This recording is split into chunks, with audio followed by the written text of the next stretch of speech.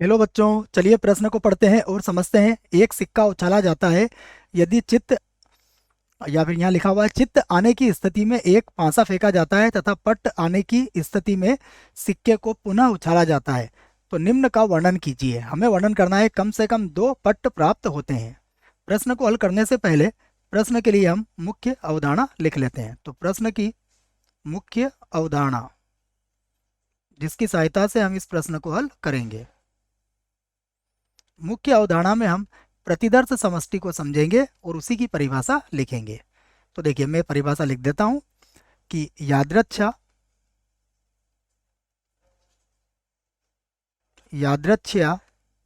प्रयोग के सभी संभावित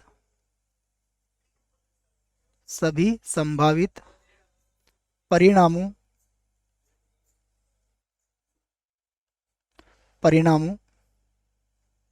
का समुच्चय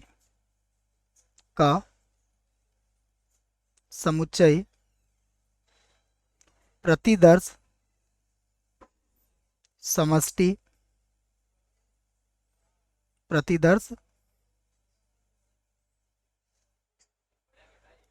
समष्टि, जिसे हम एस से व्यक्त करते हैं, कहलाता है।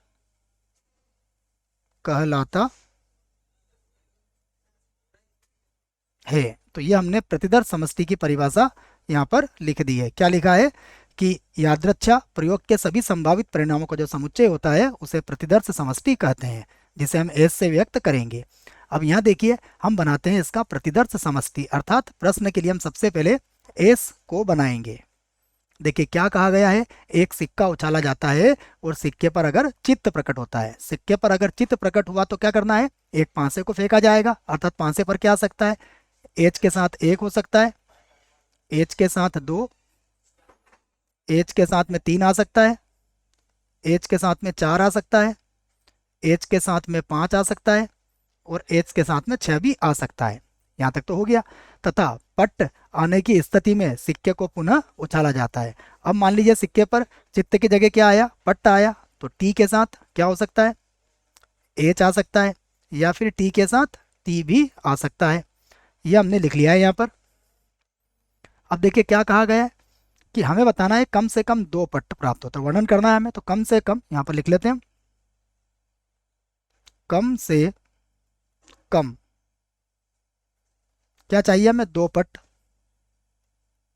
तो